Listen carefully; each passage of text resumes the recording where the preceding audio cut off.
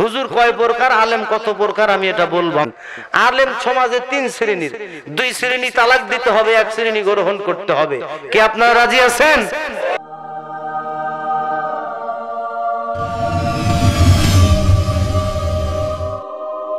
আমাদের সমাজেও কিছু কিছু হুজুরকে হাদিয়া দিয়ে ঠান্ডা করা হয়েছে। মুফতি ফরিদউদ্দিন মাসুদ আপনার নাম কিন্তু ওই তালিকায় গেছে। শোলাকিয়ার ইমাম ফরিদউদ্দিন মাসুদ, তারপরে ইসলামী ফাউন্ডেশনের সাবেক মহাপরিচালক কি নাম, আর শামীম মোহাম্মদ ডিপজল, আফজল না ডিপজল, ডিপজল, এরা কিন্তু ওই তরিকার ওই দলের। হাদিয়া পায় আল্লাহুম্মা আমিন, সব জায়েজ, আল্লাহুম্মা আমিন দা সব জায়েজ করে। মরুক নাকে পাছায় লাইঠা জাহান্নামে দিবে। কত নম্বরে মৌলবি সেই দিন বাইর করবে। সম্মানিত সুধী মণ্ডলী, রানী বিলকিস অমুসলিম হয়েও বুঝলো নবী রাসূলের বিরুদ্ধে যুদ্ধে লিপ্ত হওয়া যাবে না। আজকের সমাজের মুরুলরা হজ করার পরেও, মুসলমান দাবি করার পরেও মুসলমান হয়েও বুঝলো না উলামা ইকরামদের সাথে বিরোধিতা করে আর পারা যাবে না। পৃথিবীতে সবচাইতে সম্মানী মানুষ হলো আলেম। শুরুতে বলেছিলাম এই আলেম হলো সবচাইতে সম্মানের পাত্র।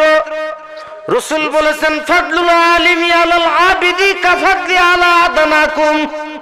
আলেম যদি জেলখানার মধ্যে ঘুমায়, আলেম যদি বাসার মধ্যে ঘুমায়, আলেম যদি রাতের অন্ধকারে পালায় বেড়ায়, আলেম যদি রাতের অন্ধকারে জালিমের অত্যাচারে বাড়ি ছাড়া ঘর ছাড়া হয়, জালিমের অত্যাচারে আলেম যদি বাড়ি ঘর ছাড়া হয়, রাসূল বলেছেন ফাদলুল আলিমি আলাল আবিদি কাফাদলি আলা আদনাকুম। তুমি অনেক ডিগ্রি অর্জন করেছো, কোরআনের জ্ঞান না থাকার কারণে সারা রাত নামাজ পড়বা, কোরআন শরীফ পড়বা, তাসবিহ তাহলিল জিকির আজকার করবা, কিন্তু এই আলেম জেলখানায় ঘুমায়া তোমার নামাজের চাইতে বেশি সওয়াব পাবেন। আস্তে কোন সুবহানাল্লাহ, সুবহানাল্লাহ বলতে চায় না। সুবহানাল্লাহ কইতে গেলে সুবহানাল্লাহ মনে 80 বছরের বুড়া। কত যুবক এখানে বসে আছে, চিপসে নাকি বসে আছে, মুখ খোলে না, জোরে তাকবীর দেন, লিল্লাহি তাকবীর, নারায়ে তাকবীর। দুনিয়ার মুসলিম, আল কোরআনের আলো, আল হাদিসের আলো, লিল্লাহি তাকবীর। হ্যাঁ, এখন কেমন হলো বেটা সর মতো আওয়াজ দেন, মহিলা মাইসের মতো নাঙুস নাঙুস করেন কেন?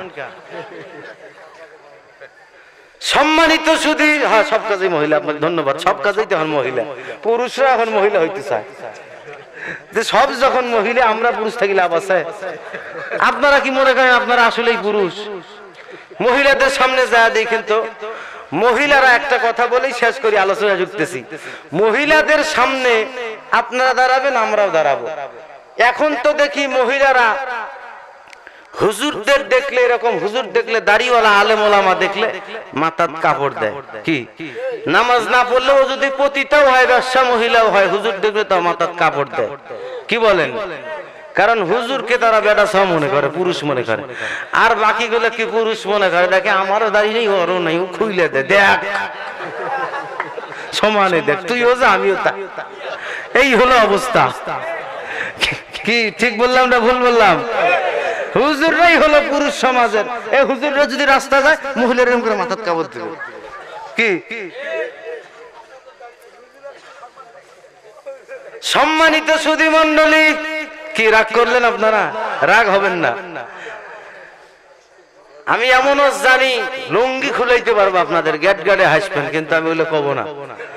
সম্মানিত সুধী মণ্ডলী, সবচাইতে সম্মানী হলো আলেম। আর নবী সুলাইমানের সংসদেও বসা ছিল আলেম। আজকে আলেমরা সংসদে নাই, কিন্তু এই দিন না আরো দিন আছে, এই দিন নিয়ে যাবে সেই দিনের কাছে। আগামী পৃথিবী মুসলমানের, আগামী পৃথিবী কোরআনওয়ালার, আগামী পৃথিবী দাড়িওয়ালার, আগামী দেশ ইসলামী আন্দোলনওয়ালার। কথা বলুন ঠিক কিনা? ইসলামকে ধ্বংস করতে যুগে যুগে যারা আসতে, ফেরাউনকে ইন্দুরের মতো চুবায় মারা হয়েছে, নমরুদকে জুতা পেটা করা হয়েছে, বুশকে জুতা পেটা করা হয়েছে। আজকে ইসলাম বিদ্বেষী যারা আছে তাদেরকেও জুতা পেটা করা হবে, ঠিক কিনা? আজকে ইন্ডিয়ায় বাবরি মসজিদের দিকে তাকান, মুসলমানদের হাজার বছরের ঐতিহ্য বাবরি মসজিদকে তারা ধ্বংসর পায়ে তারা করতেছে। বাবরি মসজিদ নষ্টের পরিকল্পনা হাতে নিয়েছে, পারবে না। শুনে নেন মুসলমান, এই মুদির চিতাও হতে পারে বাবরি মসজিদের সামনে। কথা বলছেন না কেন? আজকে গোটা দুনিয়ায় মুসলমানদের প্রসব বেদনা উঠেছে।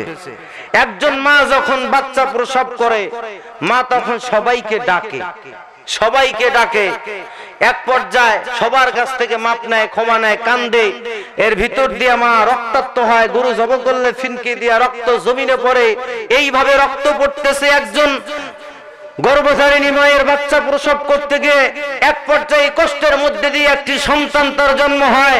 ও মুসলমান, মা যখন এই অবস্থা, ওই মাকে দেখে প্রতিবেশী আত্মীয় স্বজন সবাই কাঁদতেছিল, কিন্তু সন্তান যখন ভূমিষ্ঠ হয়ে ওয়া ওয়া করে যখন কান্নার আওয়াজ দিল, যারা কাঁদছিল তারাই মিষ্টি ঢালাঢালি করতেছে। সুতরাং গোটা পৃথিবীতে আজকে মুসলমানদের বিজয়ের প্রসব বেদনা উঠেছে। আগামী দিন মুসলমানদের হাতেই আসবে ইনশাআল্লাহ।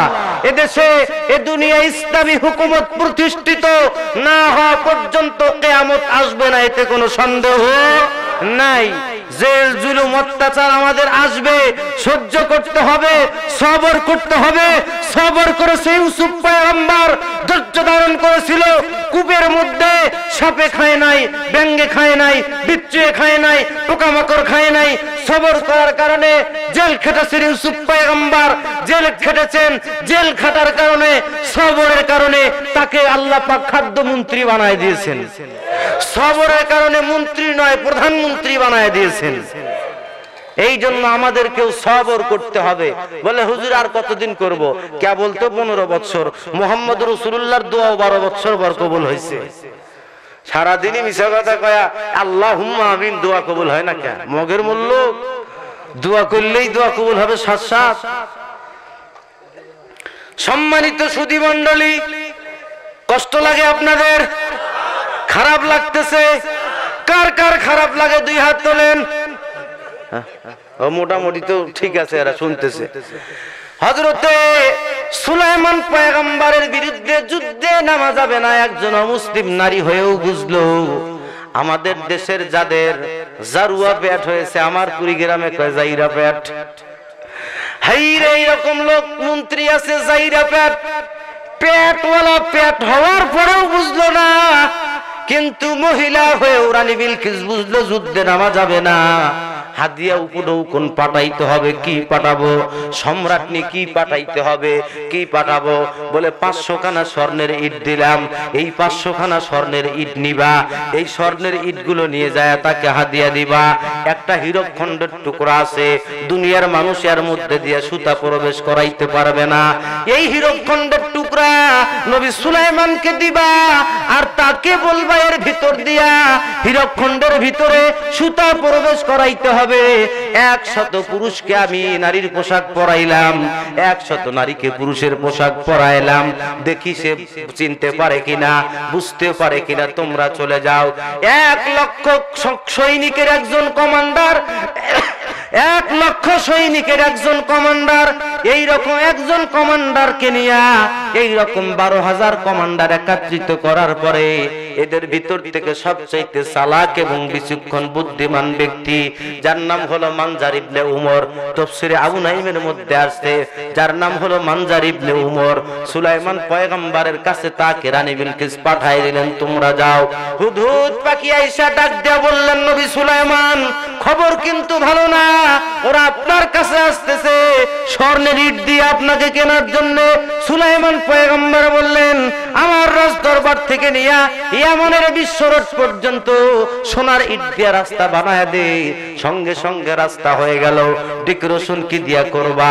ডান দিকে এক পর্যায়ে রাখলেন বাঘ, ভাল্লুক, সিংহ, আর বাম দিকে কুমির, কুমিরের বাচ্চাগুলো রাখলেন। মাথার উপরে সামিয়ানা কি দিয়া দেবে? পাখিদেরকে বললেন ডানা বিস্তার করে রাখ। মানজার ইবনে উমর আমার কাছে আসতেছে, সূর্যের তাপ যেন তার মাথার মধ্যে না লাগে। পাখিরা ডানা বিস্তার করে দিয়েছে।